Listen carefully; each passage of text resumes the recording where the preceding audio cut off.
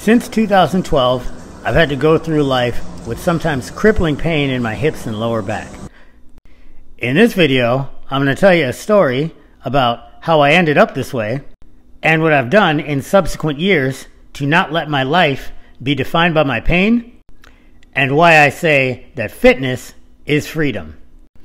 So, there I was in my prime, 207 pounds, angel of death, ready to fight and die for my country. Well, guess what? I almost did that day. So we had a grip of these soft variant Mat V's that we didn't really use on account of the fact that where we were at wasn't the best place to be driving around. We usually just walked or took bikes and trikes, but for whatever reason, we decided to go for a drive this day. So I'm in the third vehicle of 5, and I'm sitting in the back right seat. We do a tactical halt. Everyone's scanning their sectors.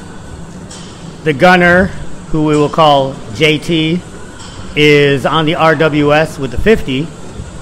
And there's 2 silhouettes like way off in the distance on a far off ridgeline. But other than that, nothing.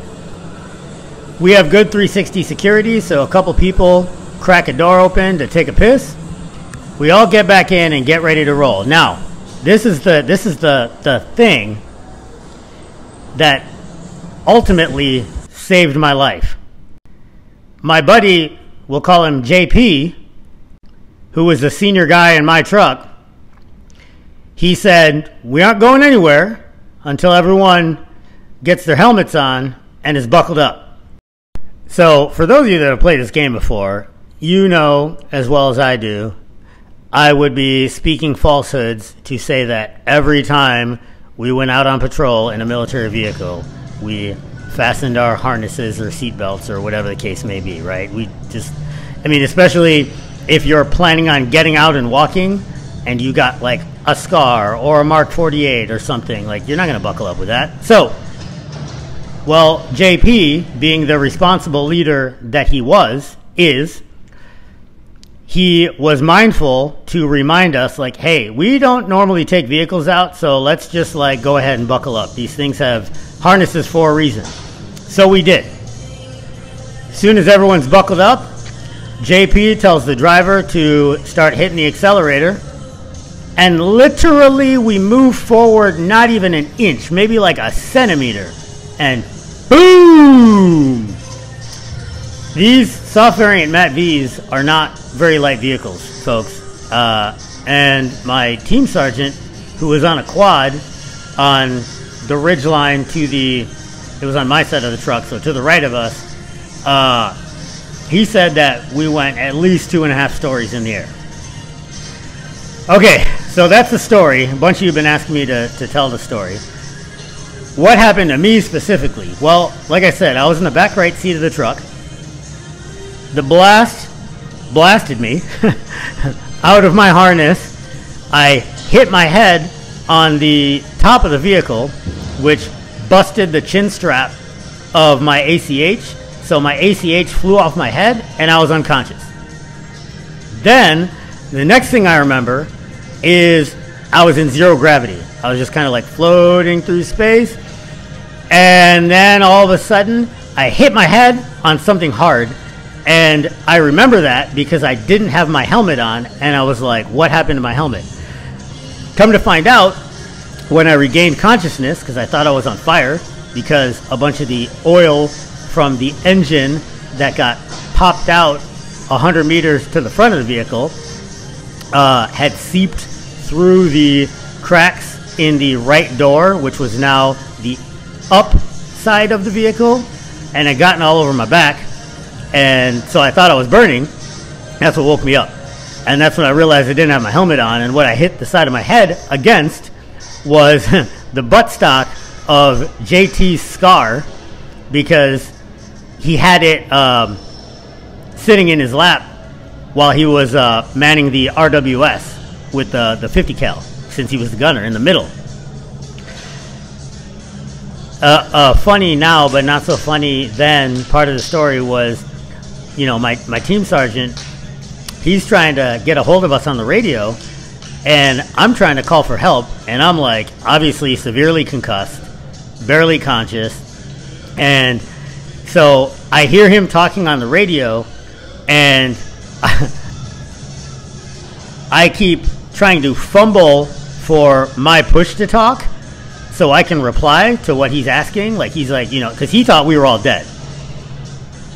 So I hear him on the radio asking for anyone to pick up.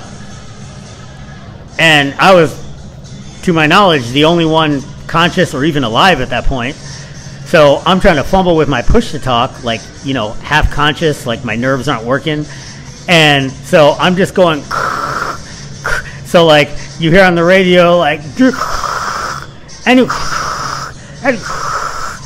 he's trying to help. He's trying to find out what's going on. And I just keep cutting him off because I can't even manipulate my fingers right at that point. Anyways, long story short, my tailbone and a couple of fingers were the only things that were jacked up to my knowledge at that point, because again, I just had kind of a real quick medical screening, and the thing that they were more concerned about was the hit to the head or multiple hits to the head that I had taken.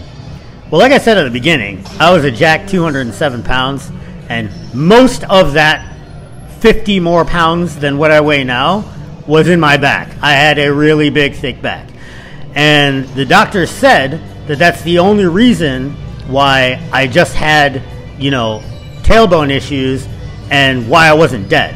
Like getting blasted out of my harness and hitting my head on the ceiling of the vehicle and then landing on JT's scar buttstock should have broken my back.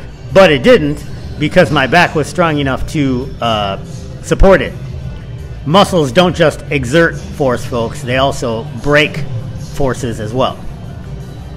Then, after we got stateside, you know, I noticed I started having more and more issues, and later came to find out that 2 of my vertebrae were also fractured. And so I got the usual song and dance, like, you need pain meds, you need surgery, you'll never be able to do this, you'll never be able to do that. And for a while, particularly about a year and a half after I got out, it was really bad to the point where I pretty much just quit training altogether.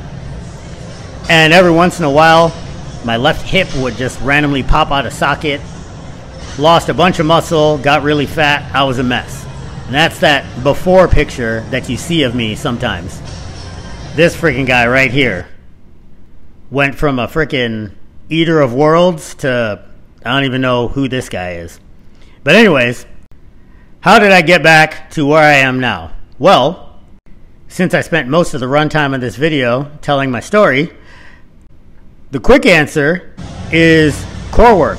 But not just abs and not just lower back, the whole thing. So isometric exercises like the Birddog Quadruplex, the side bridge, those get the little itty bitty muscles that are proximal to the spine, like the rotators and the multifidi. Then, of course, with my toaster bar, you have some hip flexor and abdominal flexion. Oh, the side bridges also get the obliques, of course. Isometrically, so as not to make them big and thick, but just strong. And then at first, I did a lot of reverse hypers, which I haven't found a gym that has one here in Arizona yet. But in addition to the reverse hypers, lots of 45-degree back extensions, like you just saw me do in this video. And then I switched from a static stretching model to more of a mobility flow type system to kind of regain those end ranges. And so now, every once in a while, I still have some pain, but because I have a very robust midsection, my spine has more than enough support to have allowed me to regain my freedom of action. And that's without surgery or pain medication. But that, folks, is why I train my midsection every day, do my silly little mobility flow, and treat the days that I train my back with special reverence. And some days are worse than others. Every once in a while I wake up with a lot of pain, but you know what? It actually puts a smile on my face, and it makes me recall those words that Chief told me many years ago that have since kind of become a slogan of mine. Stay in the fight. Thanks for watching.